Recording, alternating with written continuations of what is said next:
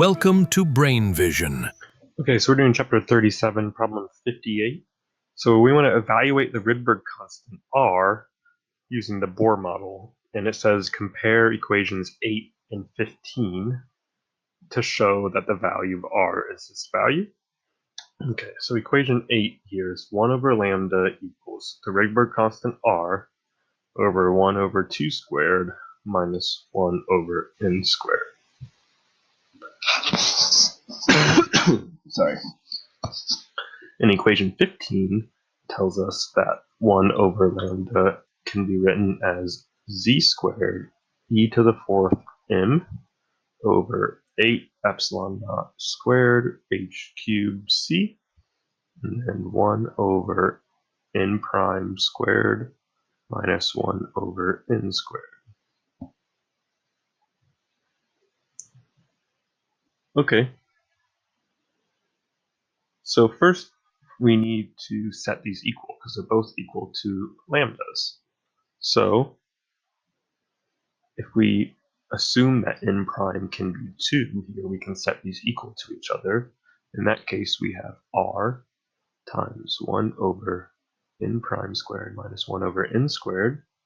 This equals z squared e to the fourth m over 8 epsilon naught h cubed c times 1 over n prime squared minus 1 over n squared. So we can see these cancel out, and r is just what's left over. Now we're also doing this for hydrogen, so we know that z is 1.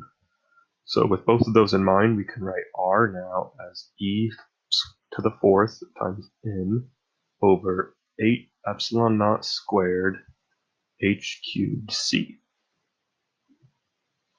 Okay, so we just plug this in and see if it equals the answer that we need to show it is equal to. So this is 1.6 times 10 to the negative 19 coulombs, and that's to the fourth. And now the mass of an electron is 9.11 times 10 to the negative 31 kilograms. You see, I'm only writing 1.6 and 9.11 here, but if you want to get the exact answer, look up better values and extend these decimals much more, at least 4 to 5 decimal places, because otherwise the Rydberg constant might not come out exactly to the right decimal place as you want. So this is divided by 8, and we have 8.85419. That's epsilon naught times 10 to the negative 12th. This is squared. And now h is 6.62607 times 10 to the negative 34. And this is cubed.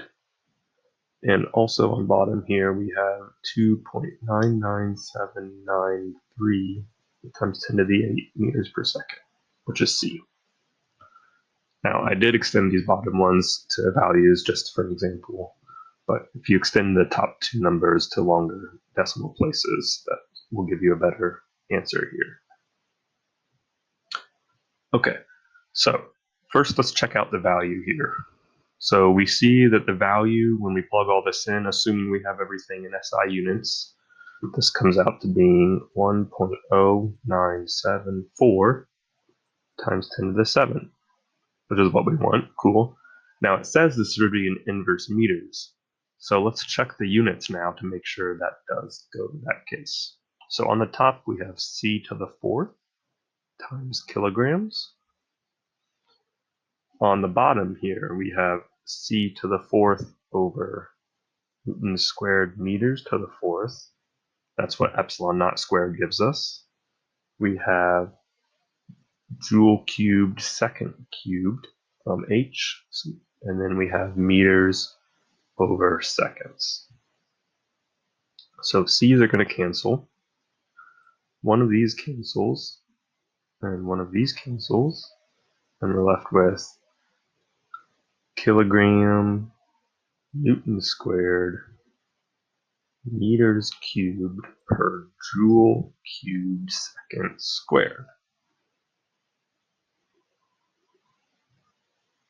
Okay, so I think if you plug all this in, you should see that this comes out to be inverse meters. It's exactly what we want. And we had the right value, so everything does check out. Awesome.